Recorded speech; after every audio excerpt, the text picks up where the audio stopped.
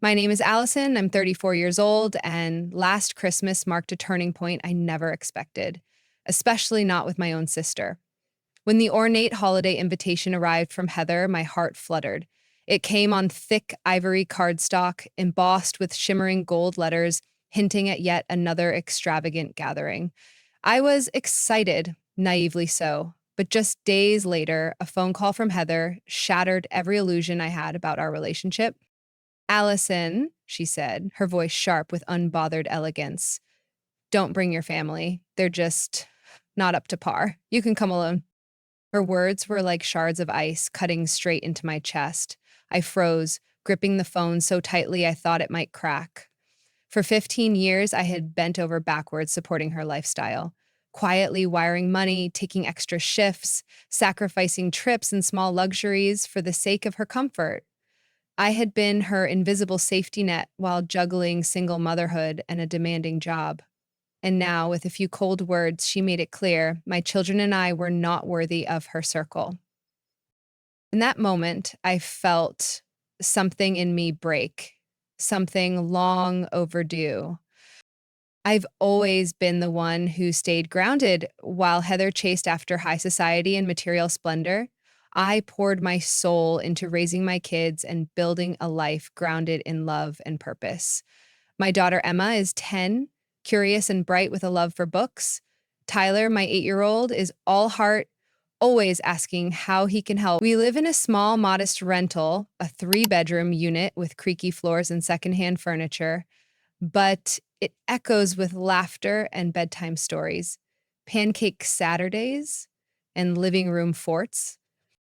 My work as a pediatric nurse at County General doesn't make headlines, and I often find myself on double shifts just to keep things afloat.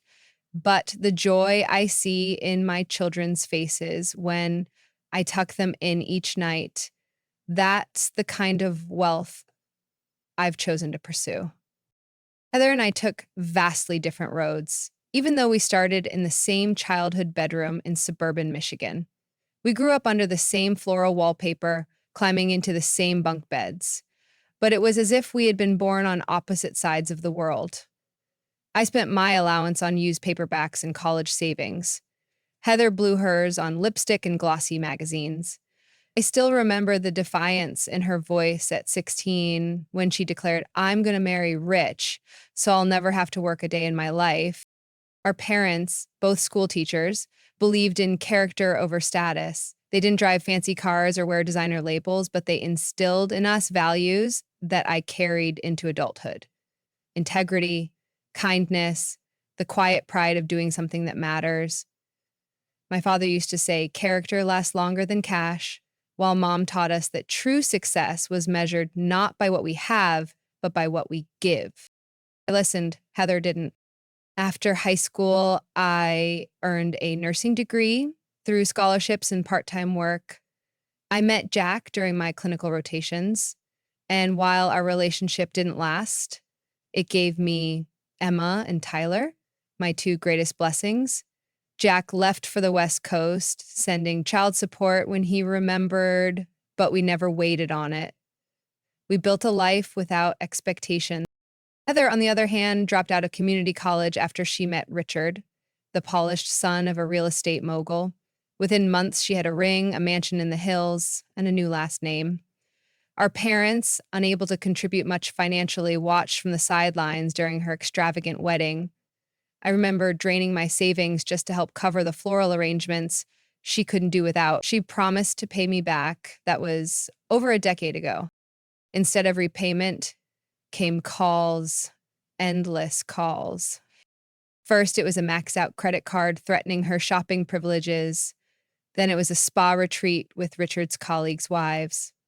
I can't be the only one who doesn't go, Allison. It would be humiliating. So I sent money. Again and again.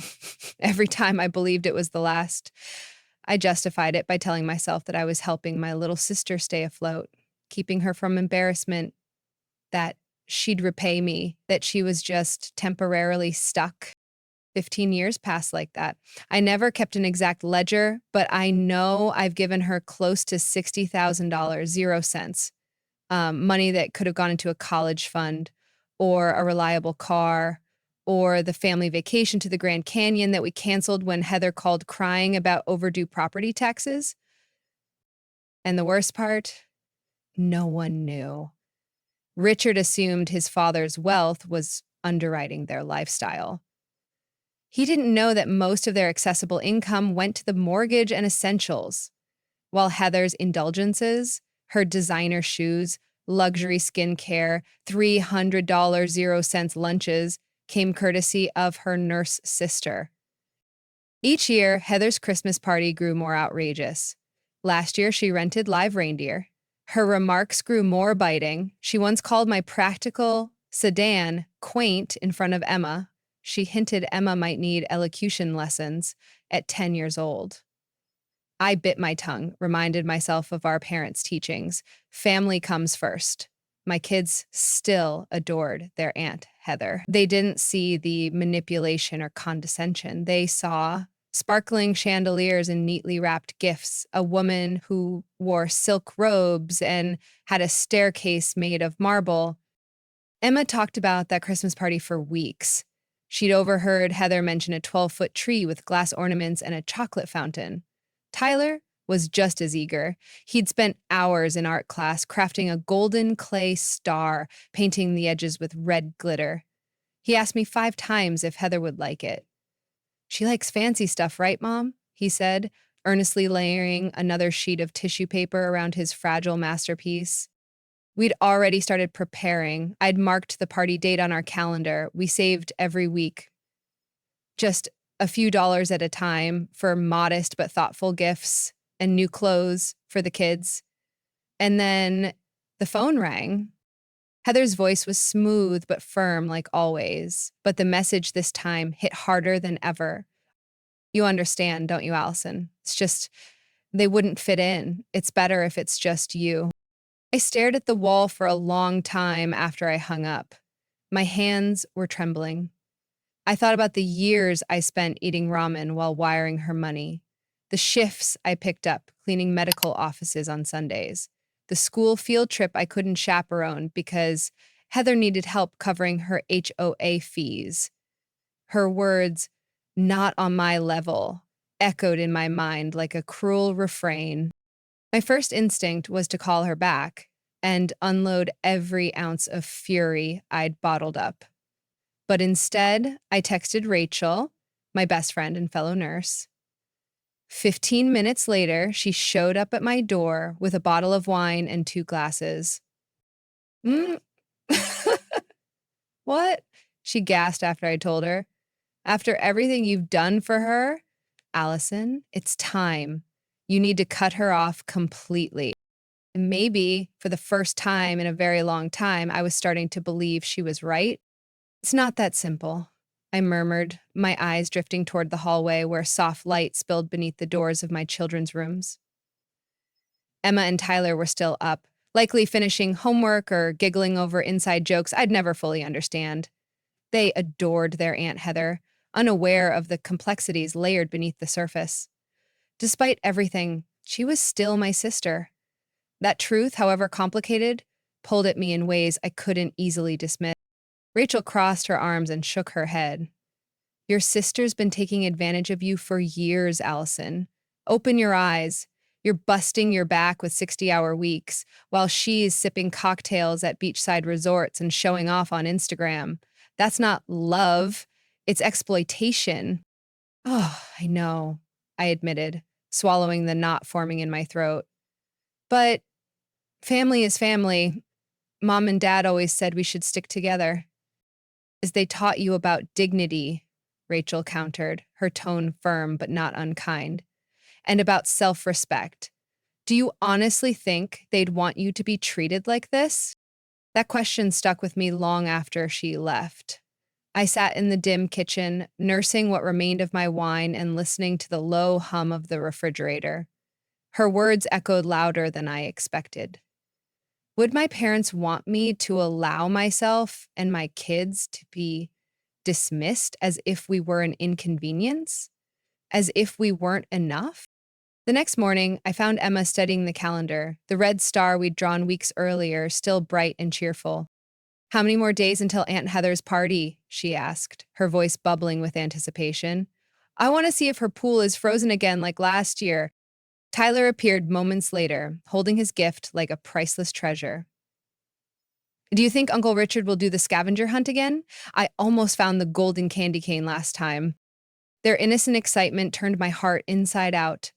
How could I look into their bright, eager eyes and tell them that we weren't invited, that their aunt didn't think we measured up, that the gifts they'd helped me choose with such care, a soft handmade scarf for Heather, a fly fishing book for Richard, were, in her eyes, beneath her? That evening, I pulled out an old memory box and sat cross-legged on the living room floor. Inside were photographs from our childhood, Heather and me building sandcastles on Lake Michigan's shore, riding pastel bikes with handlebar streamers, unwrapping presents in matching reindeer pajamas under a tree too small for the number of memories it held. When did status become more important to her than this? I heard Dad's voice echo from the past, warm and steady, the day Heather announced her engagement. "Just remember who you are, sweetheart, where you come from. Money can change your lifestyle, not your character." He'd been gone 5 years now. Mom had passed away 3 years before that. What would they tell me now, I wondered. I closed my eyes and let the question settle deep within me. Then the answer rose, quiet and clear. They'd tell me to stand tall, to protect my children's sense of self, to hold the door open for healing, but never at the cost of our dignity. So I made my decision. We would go to Heather's party, all three of us. If she wanted to create a scene in front of her designer-clad guests, that would be her burden to carry. I was done shrinking myself and my children to fit into her illusion. The next 2 weeks passed in a blur of quiet preparation. I used my small Christmas bonus to buy Emma a rich emerald green dress that brought out the glimmer in her hazel eyes. For Tyler, I found a little navy suit at a consignment shop, pristine, barely worn, and absolutely perfect. I treated their outfits with care, having them professionally pressed, and booked hair appointments with my friend Jessie, who offered us her time after hours at her salon. For myself, I chose the same black cocktail dress I'd worn to last year's hospital charity event. Rachel, ever the warrior in my corner, insisted I borrow her vintage crystal necklace. "If you're going into battle," she said dramatically, clasping it around my neck, "you need proper armor." I also sat the children down over dinner to gently prepare them. "Sometimes adults have disagreements," I said carefully, "but it doesn't mean you did anything wrong. Aunt Heather is very particular about how things look in her home, so we'll need to use our best manners, okay?" Tyler looked up from his mashed potatoes, a small wrinkle creasing his brow. "Is Aunt Heather mad at us?" "No, sweetheart," I replied, brushing his hair aside. "Aunt Heather just has a different way of doing things. But we're family, and families show up for each other, even when it's hard." Emma, ever observant, tilted her head. "Are you and Aunt Heather fighting?" I hesitated, then chose honesty, laced with care. "We don't agree on some things, that's true, but it's okay to disagree and still love someone." As the big day approached, anxiety buzzed beneath my skin. I ran mental drills, rehearsing how I'd respond if Heather tried to humiliate us. I reminded myself that I'd handled far worse under fluorescent hospital lights, supporting grieving families while holding my composure. I could do this. For my kids, for myself, and maybe, in some way, for Heather too. Because buried beneath the labels and pretense was still the girl who once built blanket forts with me and cried over scraped knees. The night before the party, I double-checked everything. Heather's scarf was wrapped in silver paper with a sapphire blue velvet ribbon. Richard's book was paired with a small set of hand-tied fishing flies I'd found at a local specialty shop, something he'd mentioned wanting to try last Christmas. For their home, I'd chosen a delicate glass ornament blown by a local artist, simple, beautiful, and irreplaceable. Sleep eluded me that night. My thoughts spun with every possible outcome of our unexpected appearance, every raised eyebrow, every whispered judgment. But by morning, peace had settled over me. We would go, we would walk in as we were, with grace, kindness, and dignity. That Christmas Eve, we drove through the towering wrought iron gates of Heather and Richard's estate. Snow had fallen during the night, blanketing the sprawling 5-acre property in a pristine sheet of white. It looked like something out of a magazine cover. Evergreen trees dusted with glittering frost, each one wrapped in twinkling white lights. A team of staff in matching coats was clearing the roundabout driveway as we approached the grand 3-story Georgian mansion. Wow, whispered Emma, her breath fogging up the window as she leaned in. It's like a castle.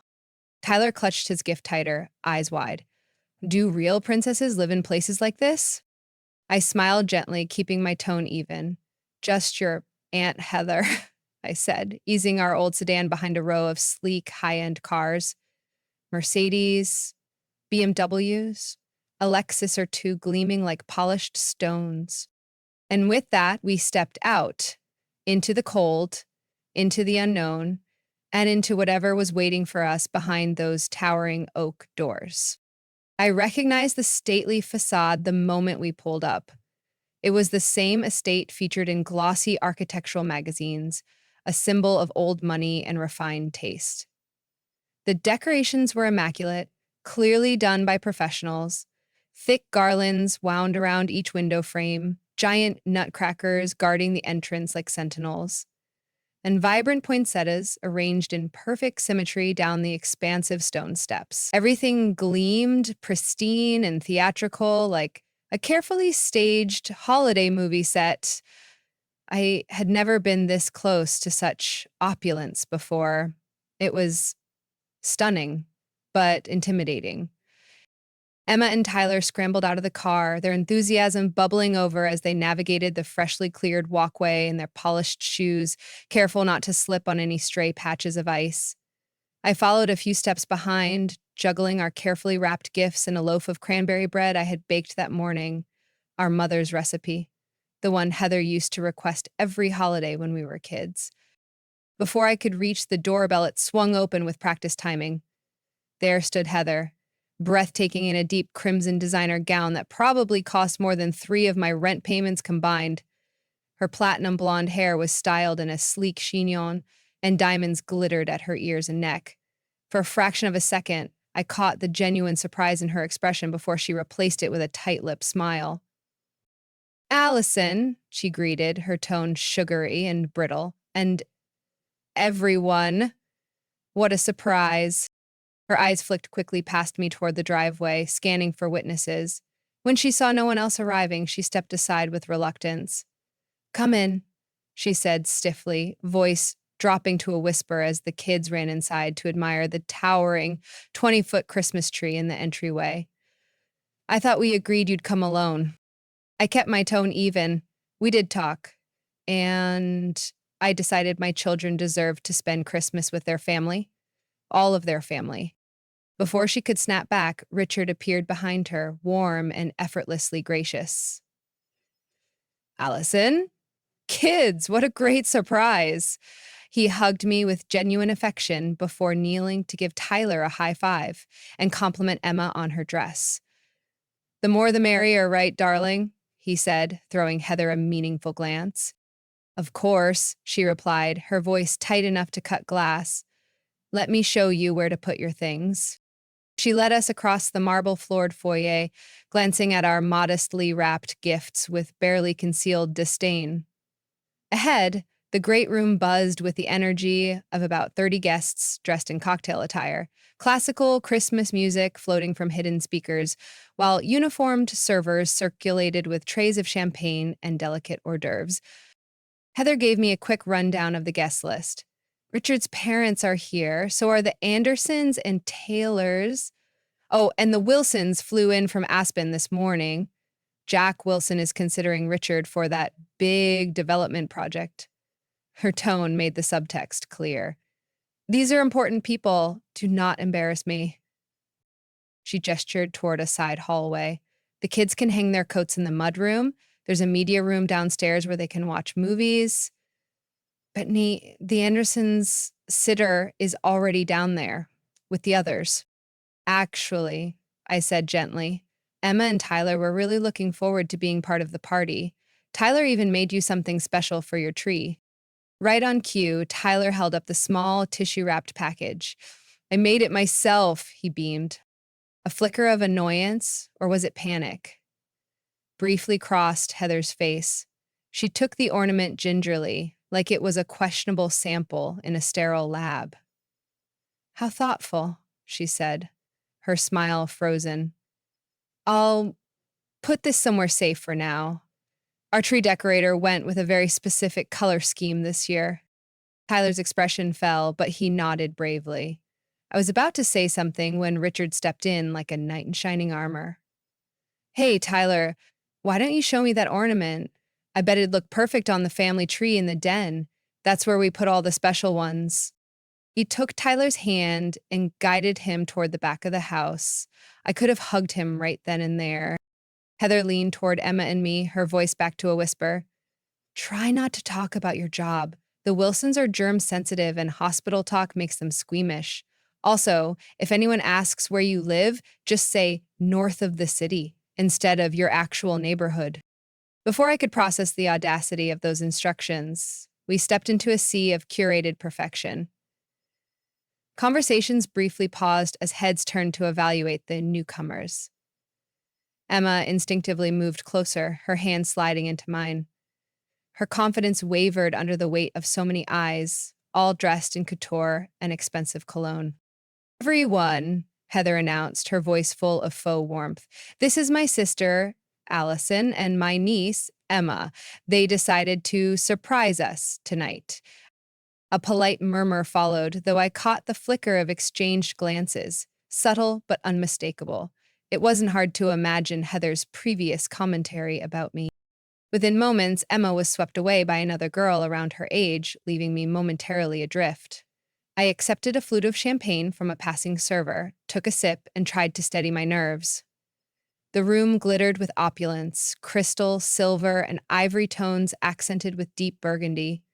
Every surface overflowed with fresh floral arrangements, and a roaring fire danced in a massive stone hearth beneath a marble mantle. An elaborate ice sculpture of a reindeer caught my eye. It was exquisite. Then I heard her. Yes, that's my sister, Heather was saying to two women by the bar. Her voice was hushed, but not enough. Single mom, works at a hospital. I try to include her when I can. You know, charity begins at home. The women offered her approving nods, one even patting her arm as if commending her for such kindness. My cheeks burned for a moment. I considered marching over and confronting her. But instead, I stayed rooted, sipping my drink and reminding myself why I was here. This wasn't about Heather. It wasn't about her image or what she whispered behind my back. It was about Emma and Tyler, about teaching them that dignity doesn't come from your zip code or the price tag on your outfit, that family matters, but so does self-respect, that being kind does not mean being silent. So I straightened my shoulders and turned back toward the room, ready to face whatever came next, with grace, strength, and my head held high. I excused myself from the great room, feeling the need to check on the kids, not just out of parental instinct, but for a breath of relief from the suffocating tension. I found Emma at a craft table, surrounded by younger children, her gentle voice guiding them as they carefully glued sequins and arranged pine cones. Her natural nurturing spirit shone through, patient and kind. In the wood-paneled den nearby, Tyler stood proudly next to a smaller Christmas tree, showing off his ornament to none other than Richard's father. The ornament now hung prominently among others, its bright red glitter catching the firelight. My heart softened at the sight, and then, as if summoned by a signal only sisters could hear, Heather appeared beside me. "We need to talk," she said sharply, her voice clipped as she motioned me toward a nearby powder room. She closed the door firmly behind us before crossing her arms over her couture dress. "What were you thinking?" she demanded. "Showing up after what I told you?" "I was thinking," I replied calmly, "that family doesn't get to banish family from Christmas. My children deserve better than to be deemed low class by their own aunt." "You know what I meant," she hissed, frustrated. "This night is important for Richard. There are business deals on the line. I need everything to be flawless." "And we're not flawless enough?" I asked, incredulous. "Because my son's handmade ornament didn't match your decor? Because we're not wrapped in luxury brands?" "Don't be so dramatic," she rolled her eyes. "You know appearances matter." "To who, Heather?" I shot back. "To these people you're bending over backward to impress? Do they know half of your appearance has been bankrolled by your nurse sister for the last 15 years? Her eyes widened, alarmed. "Keep your voice down," she hissed. "That's not fair. I've had temporary cash flow issues, that's all." 15 years of temporary, I said, my voice still low but firm. "But we're not here to unpack that. We're here as family. My children are behaving beautifully, and I expect the same from you." Without waiting for a response, I opened the door and walked out. My heart pounded, but my spine was straighter than ever. Whatever power game Heather was trying to play, I was no longer interested in being a pawn. At 7 o'clock sharp, the gentle chime of crystal echoed through the room, signaling the transition to dinner. Guests began migrating toward the formal dining room, where a table stretched long enough to rival a royal banquet. It gleamed with fine china, polished silverware, and crystal stemware arranged with almost military precision. Each seat had a calligraphed name card delicately placed on top of linen napkins folded like swans. I scanned the table, my stomach sinking. There were no cards for me, Emma, or Tyler. Heather glided up, feigning surprise with the grace of an actress on opening night. "Oh dear," she said loudly enough for nearby guests to hear. "Looks like our calligrapher didn't prepare place cards for you since, well, you weren't on the original list. Let me just rearrange a few things." Richard stepped in smoothly before I could respond. "No problem at all," he said with a smile. "Kids want to sit by me and Allison? There's plenty of room right here between my mother and Mrs. Wilson." Gratefully, we took our seats. I found myself between two well-dressed older women, their expressions polite but inquisitive. Minutes later, a server discreetly returned with 3 extra place settings that clearly didn't match the rest. The message was subtle but clear. We were last-minute additions, welcomed but not quite belonging. The first course arrived, an elegant butternut squash soup garnished with truffle oil and microgreens. Tyler inspected it skeptically, but took a brave spoonful. Emma, always the more adventurous eater, dove in eagerly. "So, Allison," said a poised woman to my left. I recognized her as Mrs. Wilson, wife of Richard's prospective investor. "Heather tells me you work in healthcare." "Yes," I said, straightening slightly.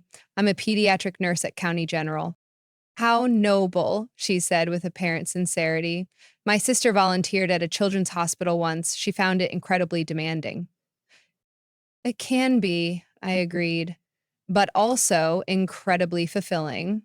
There's nothing quite like seeing a sick child regain their strength." From my right, Richard's mother chimed in. "And you're raising your children alone?" Her tone was gentle, not pitying. "Yes," I nodded. "Emma and Tyler. They're everything to me." "They certainly seem well raised," she said kindly, glancing toward where they sat. "Well-mannered and bright. You should be proud." "First," I began, smiling pleasantly, "I want to thank Heather and Richard for including us in this stunning celebration. Family gatherings, especially during the holidays, are truly something to cherish." Her quiet approval stirred something in me. After Heather's constant undermining, such a simple acknowledgement felt profound. Across the table, Heather dominated the conversation with tales of their recent luxury ski trip in Vail. "Private instructors are a must," she said, laughing. "Ours trained actual Olympians." worth every penny. A man I recognized as one of Richard's college friends leaned in. And what about that investment opportunity you mentioned last month? Did you go through with it? Richard hesitated.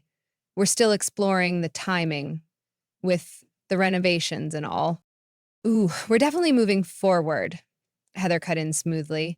I already finalized the pool house design, imported marble, smart home features. It'll be in modern luxury next spring. Richard's surprise was brief but visible. I watched him nod, and I wondered how many of those approved plans were backed by the money I'd quietly sent over the years. The second course was served frisee salad with poached pears and candied walnuts.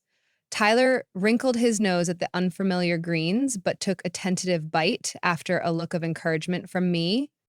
Then a woman further down the table leaned forward, glinting earrings catching the chandelier's glow.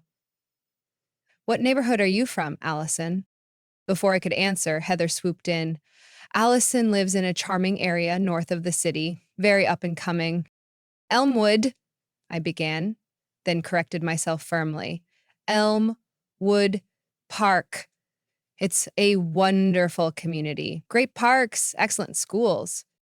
The woman's expression was polite but blank, clearly unfamiliar with the working class suburb. She nodded slightly. And what school do your children attend? Before I could answer again, I saw Heather stiffen ever so slightly in her seat.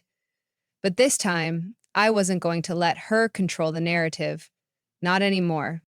Heather tried to take control of the moment, her voice lilting in that calculated social tone.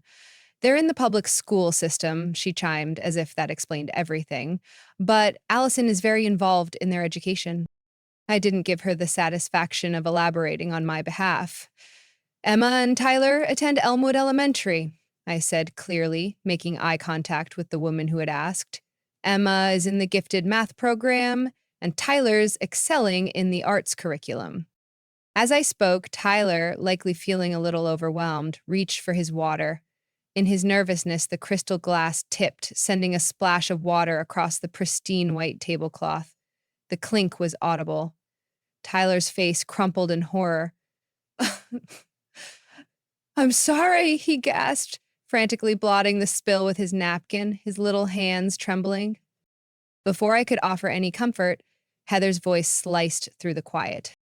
This is exactly why children should eat separately until they're properly trained for formal dining, she said coldly. The silence deepened for a heartbeat. Tyler's lower lip quivered. Emma sat straighter, jaw clenched in quiet defense of her brother. But before shame could set in too deeply, Richard leaned over, gently handing Tyler his own napkin. No harm done, buddy, he said warmly. When I was your age, I dumped an entire gravy boat into my dad's boss's lap at a dinner party. Richard's father chuckled beside him. Ruined a perfectly good Armani suit. But we remember the laughter more than the mess. Good suits can be replaced. Good company, not so easily. Their kindness pierced through the tension like sunlight in a storm. But I saw it only made Heather more rigid, her smile now tight and twitching at the corners. As the servers cleared the plates, Heather quickly shifted the spotlight. She launched into a glowing account of her latest charitable endeavor, planning a high society fundraiser for the art museum's newest wing. We raised over $300,000 0 cents, she boasted. The chairwoman said it was their most successful event to date. That's impressive, said Richard's mother, her tone warm but measured. Which programs will the funds support specifically? Heather faltered for a moment, caught. Oh, various educational initiatives, of course. Actually, a man down the table interjected politely. It's primarily funding the new contemporary gallery space. My wife's on the board. Heather blinked, then nodded with a strained smile. Yes, exactly. That's what I meant. The main course arrived. Herb-crusted rack of lamb, served with truffle mashed potatoes and haricots verts. The presentation was immaculate, each plate placed with elegant precision. Emma looked at the array of utensils beside her plate, puzzled. Start from the outside and work your way in, I whispered, having researched formal dining etiquette before we came. Heather caught the exchange and couldn't resist. Emma, darling, that's your salad fork. The dinner fork is the larger one. Emma flushed, quickly correcting herself.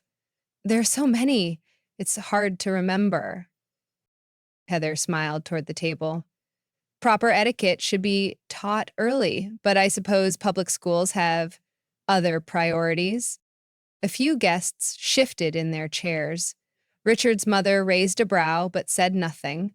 Richard, meanwhile, was deep in conversation with Tyler about dinosaurs, willfully ignoring his wife's commentary. I smiled politely, though I could feel my pulse quickening. Actually, I said evenly, Emma and Tyler have beautiful manners. They're just not accustomed to eight-piece place settings. But they're quick learners. Of course they are, Richard's mother agreed, offering Emma a warm glance. And you're doing just fine, dear. I still get my forks mixed up after 40 years of formal dinners. Heather denied the reaction she wanted, redirected her energy. Allison brought the most interesting ornament, she announced, gesturing toward a nearby side table. Quite folksy, actually. Handmade by a local artist. May I see it? Asked Richard's mother, clearly intrigued. The ornament was passed to her, and she held it up to the light, turning it slowly. This is beautiful workmanship. Is it from that new glass studio downtown? Yes, I nodded. Firelight Studios, the artist trained in Venice before opening his shop here. Well, I'll need his information before I leave, she said, carefully placing it back. It would make a perfect gift for my sister. Heather's face twitched, her subtle jab turned into unintended praise. I caught the flicker of frustration in her eyes. As the courses moved forward, a cheese selection followed by a delicate chocolate mousse. Heather's comments became sharper. When Tyler spoke excitedly about his school's upcoming science fair, Heather smiled and quipped, "Isn't it lucky when they get to use real labs?" At Lakeside Academy, all students have access to university-grade equipment. Emma proudly shared that she'd made honor roll last semester. Heather didn't miss a beat. That's lovely, though I believe the standards are a bit different.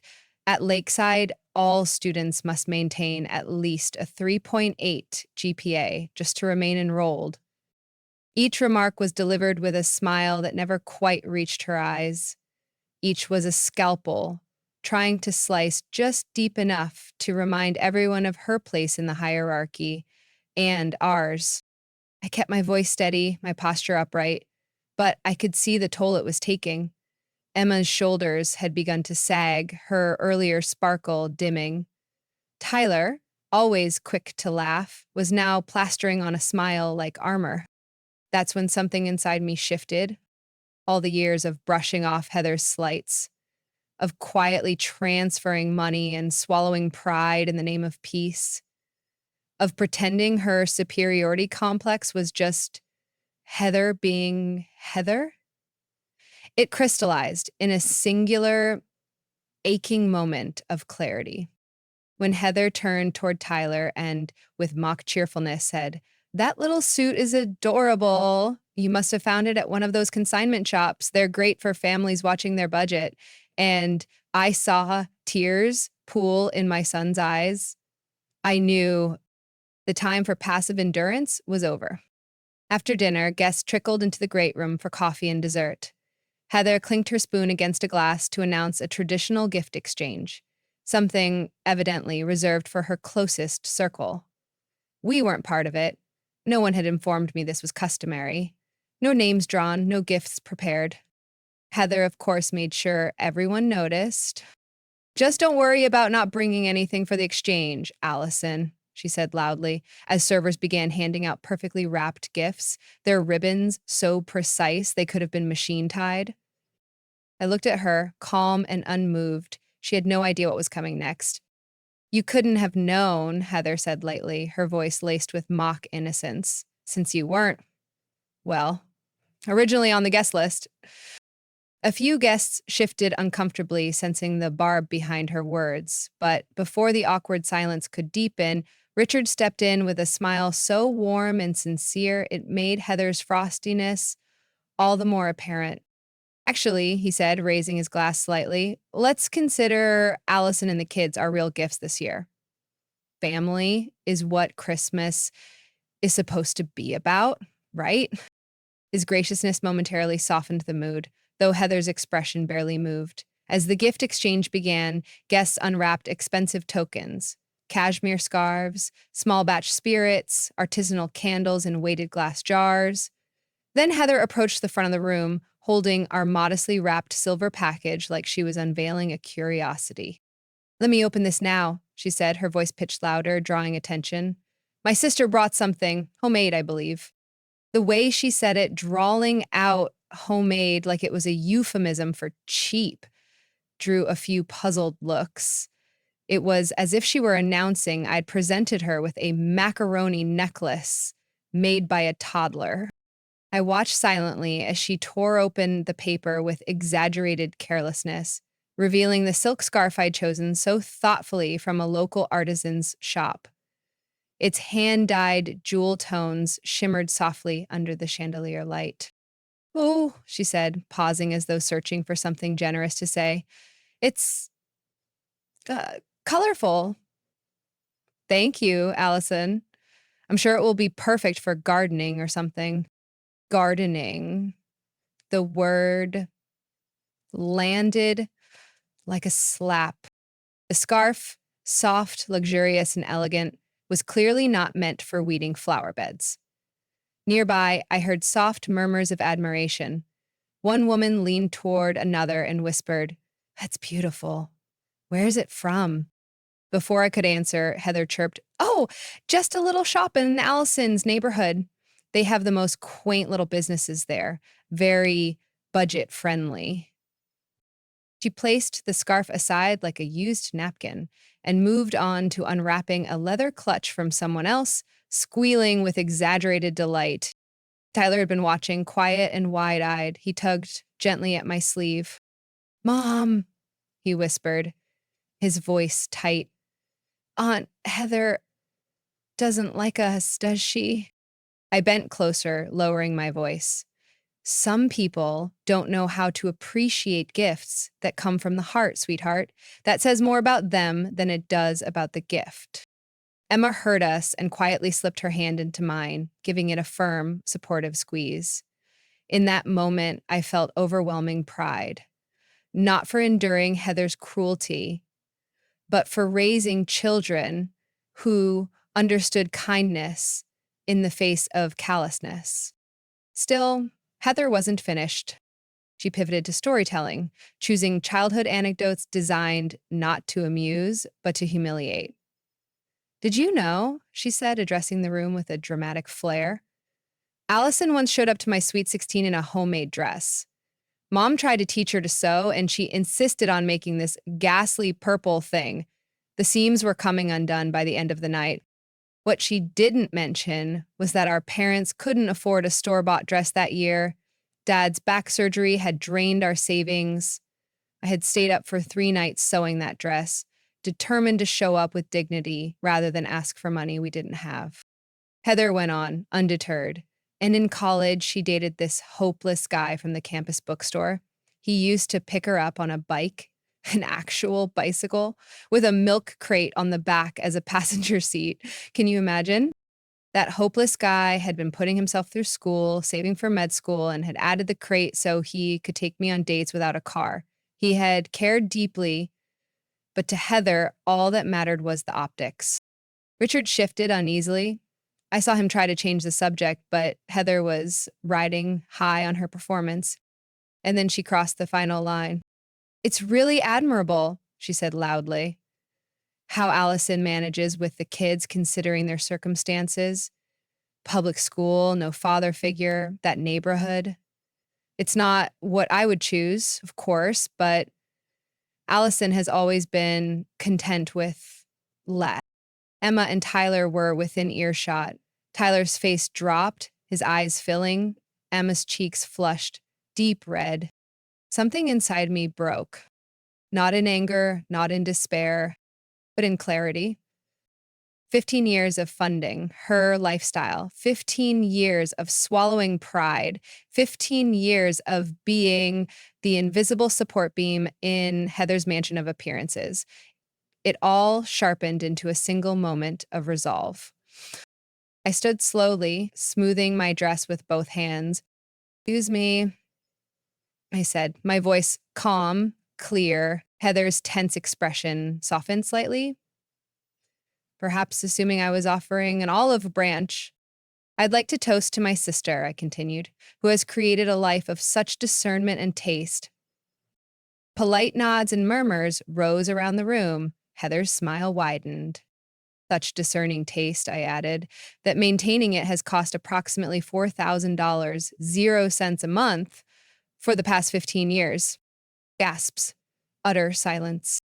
Heather's face paled, her lips still parted in the shape of a smile that no longer belonged on her face. "You see," I said, tone still even, "while Heather has been graciously sharing stories about my humble beginnings, what she hasn't mentioned is that many of the luxury items she enjoys, her wardrobe, her spa memberships, her vacations, have been funded by her low-class sister, the nurse who wasn't quite good enough to be invited here in the first place." The room was still. Some guests looked shocked, others deeply uncomfortable. Richard blinked, clearly stunned, realization dawning like sunrise on his face. "For those interested in numbers," I continued, "that's approximately $720,000, 0 cents over 15 years. Money that could gone toward college funds, or a home, or perhaps a lifestyle Heather might deem worthy." I calmly pulled my phone from my clutch. "And just in case anyone questions the math, I have records. Every transfer, every bill, every overdraft I covered, every moment Heather called me sobbing because her card was declined at Neiman Marcus or her spa membership lapsed. No one moved. I didn't waver because I knew for the first time in years that I had nothing to be ashamed of. "Allison, stop it," Heather hissed through gritted teeth, her face now drained of all color. "You're embarrassing yourself." "No, Heather," I replied calmly, meeting her eyes. "For the first time in 15 years, I'm not embarrassing myself. I'm just telling the truth." I turned to Richard, whose confused expression had hardened into something far more serious. "I'm sorry you're hearing this like this," I said gently. "I truly believed Heather when she told me you were aware of our financial arrangement. I see now that wasn't true." Richard's jaw tightened as he stared at his wife. "Heather," he asked slowly, "what is she talking about?" Heather's composure cracked for the first time that evening. "She's exaggerating," she said quickly. "It was just a few loans when we were starting out, nothing close to what she's saying." I held up my phone, already open to my banking app. "Let's check. Shall we? Last month alone, $3,000, 0 cents for a landscaping deposit, $800, 0 cents for your spa weekend, $1,200, 0 cents for those designer boots you couldn't live without. Should I continue?" The room was silent. Even the servers had paused mid-step, frozen by the unfolding reality. I said, raising my glass one last time. "A toast to my kept sister who thinks she's rich, and an announcement. Effective immediately, I'm cutting off the financial support." I took a sip, placed my glass on a nearby table, and turned toward my children. "Emma, Tyler, it's time to go. Please thank Uncle Richard for his hospitality." Tyler blinked in confusion, but followed my instruction, softly thanking Richard, who seemed too stunned to respond. Emma, wise beyond her 10 years, nodded solemnly and began gathering their things with quiet understanding. As we neared the exit, Richard's mother intercepted me, pressing something discreetly into my palm, a business card with her personal number scribbled on the back. Call me, she whispered. What you did tonight took courage.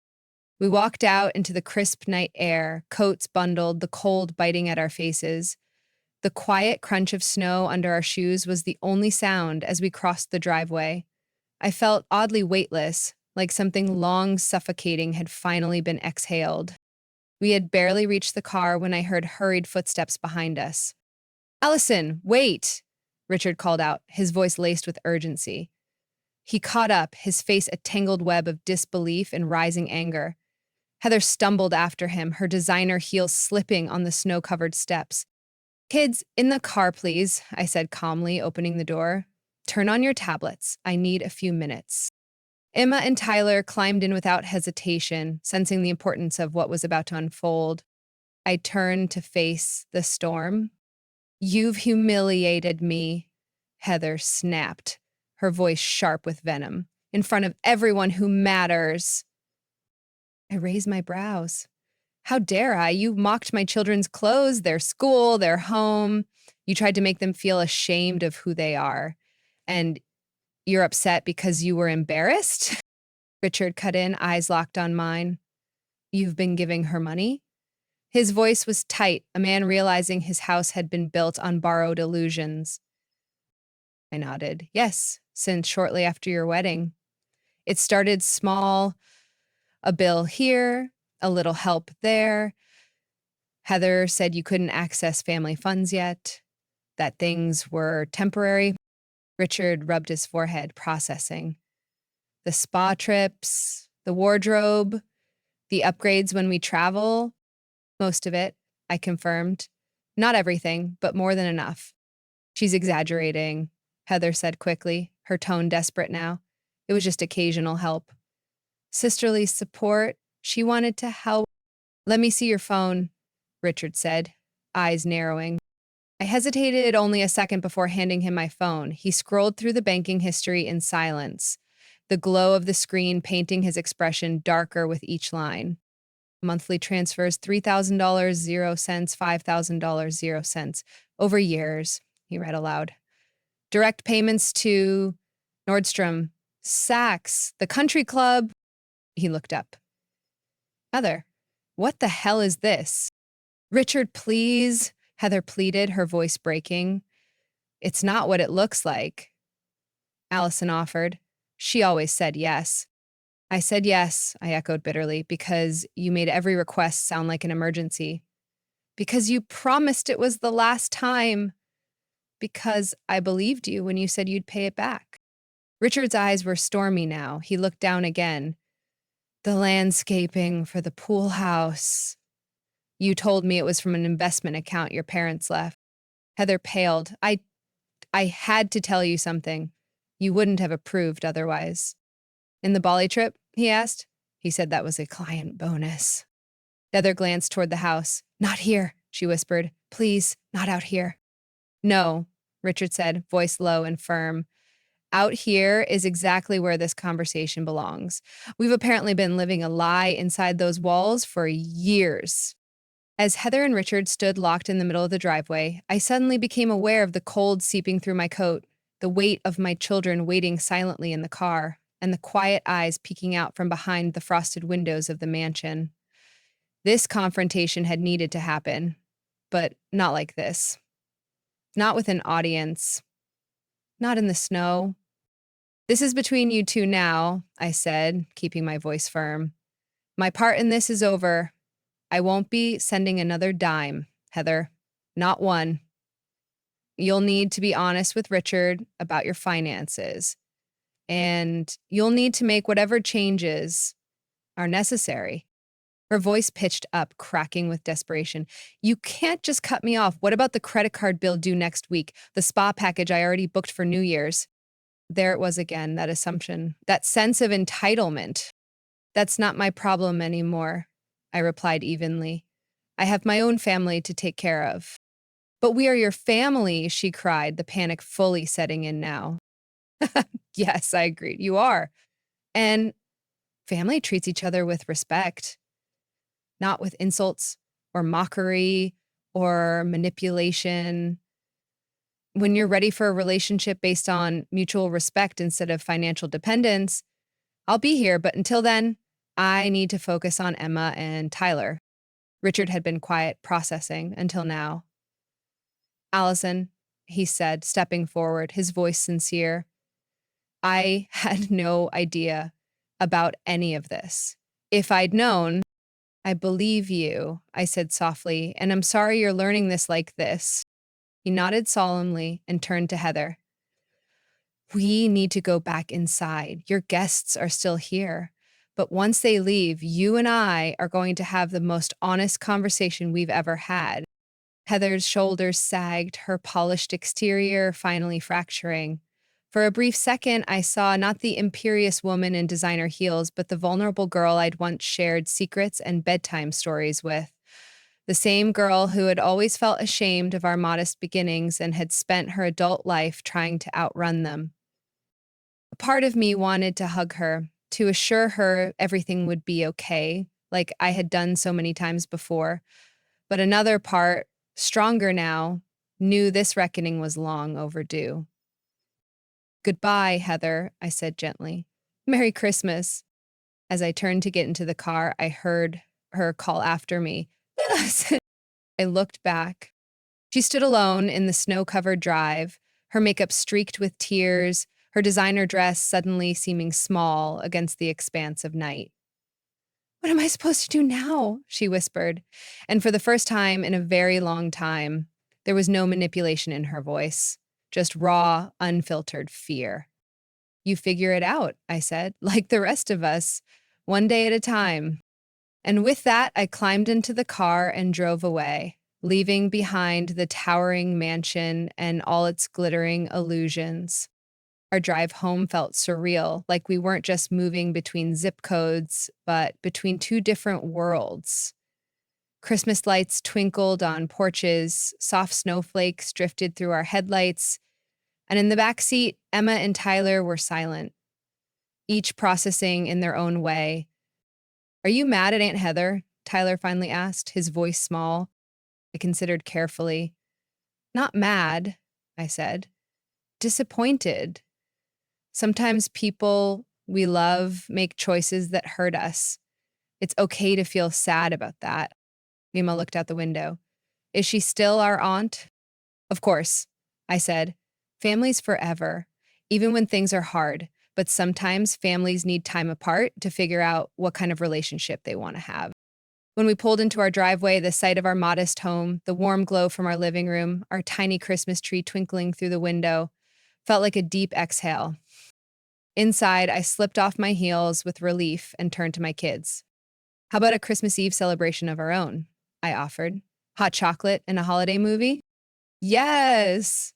Tyler cheered, his mood lifting already. Can we open one present tonight? I think that's a perfect idea.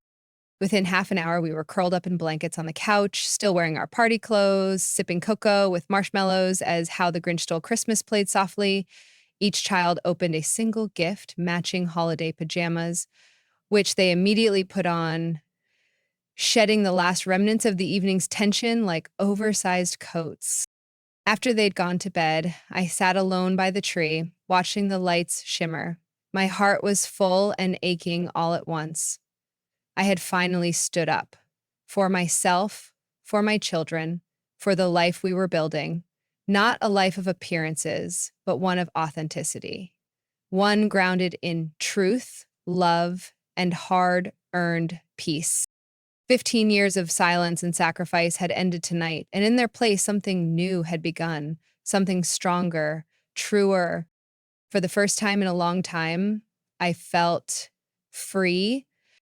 I had spent years enabling Heather's fantasy life, financing her illusion of perfection at the cost of my own family's security. But on that snow-covered night, I broke the cycle. The relief I felt was real, sharp, and cleansing. Yet it was accompanied by grief, too. Grief for the relationship I had once hoped to share with my sister. Grief for the hope I had stubbornly clung to year after year. My phone buzzed. A message from Rachel lit up the screen. How did it go? I typed a quick summary. Kids are asleep. I'll call you tomorrow. I'm okay. Her reply came within seconds. Proud of you. Merry Christmas. No more subsidizing ungrateful siblings. Christmas morning arrived, blanketed in fresh snow, as if the world itself had decided to start over. Emma and Tyler awoke with the eager excitement only children can muster, momentarily forgetting the turmoil of the night before in the pure joy of unwrapping gifts. We FaceTimed with Jack, their father, who called from his new apartment in California. Though our relationship had ended long ago, we maintained civility for the sake of our children.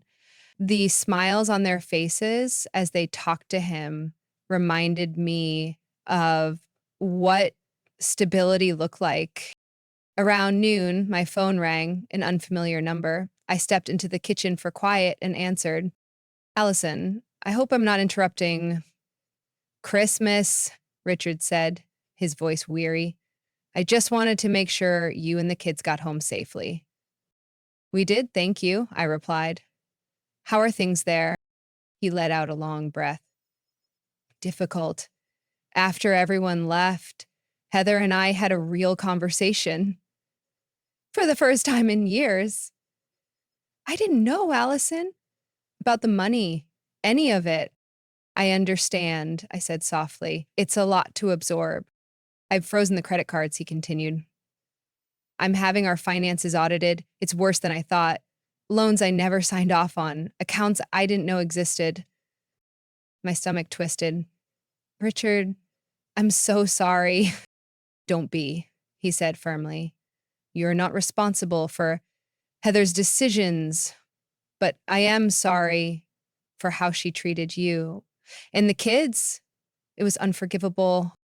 His words struck a tender chord. Thank you, I said, honestly moved. We're getting help, he added, marriage counseling, financial counseling. It's going to take time, but we're trying. He paused, voice softening. Behind all that arrogance, Heather's someone who never felt like she was enough.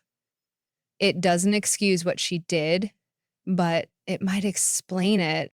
After we hung up, I sat at the kitchen table, replaying his words. Had I contributed to Heather's insecurities by always being the responsible one? Had I unintentionally deepened her shame by always rescuing her? In the days that followed, I wrestled with a strange emotional blend, freedom laced with guilt, relief tinged with mourning. But the practical shift was unmistakable. Without the constant drain of supporting Heather, my finances began to stabilize. I opened a college fund for the kids, scheduled overdue repairs on our aging HVAC system. I even started therapy, realizing that dismantling 15 years of codependence would require more than results. With the help of a compassionate therapist, I began to untangle the deep roots of my relationship with Heather. I saw how my need to be the savior had given me a sense of purpose, even as it depleted me. I began to rebuild my identity, not as Heather's lifeline, but as a mother, a provider, a woman deserving of peace.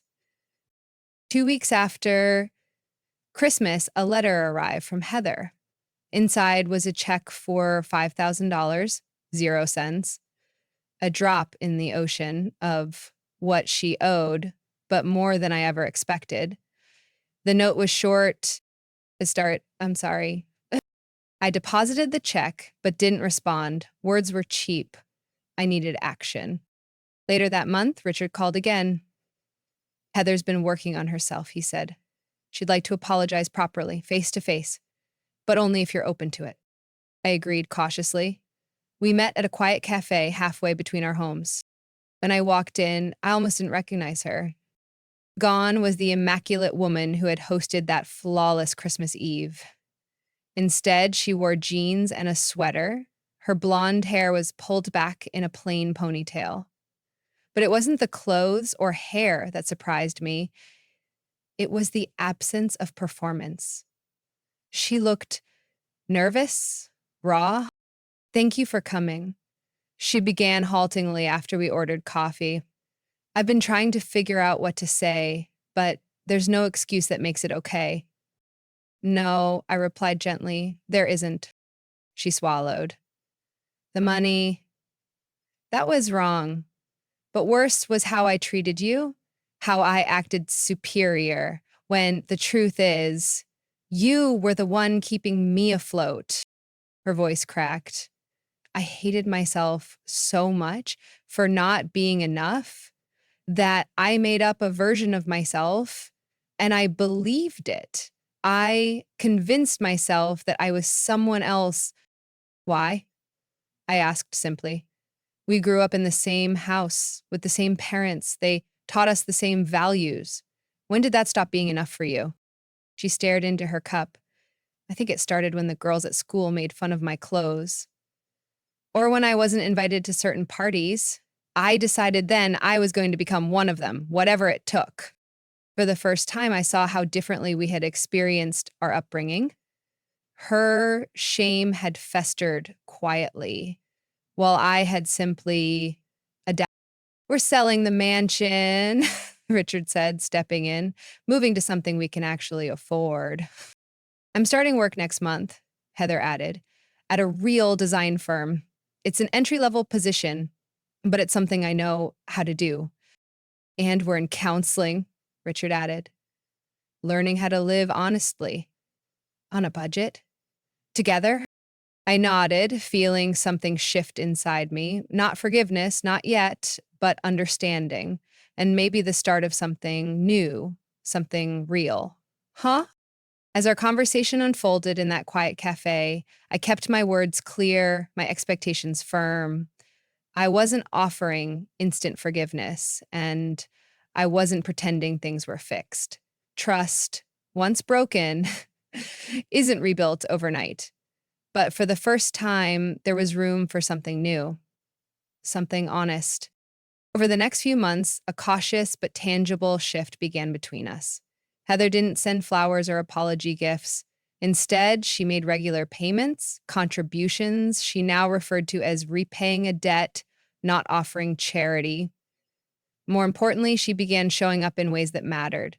She attended Tyler's school play, clapping the loudest when he took his bow. She cheered for Emma at her math competition without a single disparaging remark about public schools. 6 months after that fateful Christmas Eve, we gathered in our backyard to celebrate Emma's 11th birthday. The party was simple, just family, a grill, and laughter floating on a summer breeze.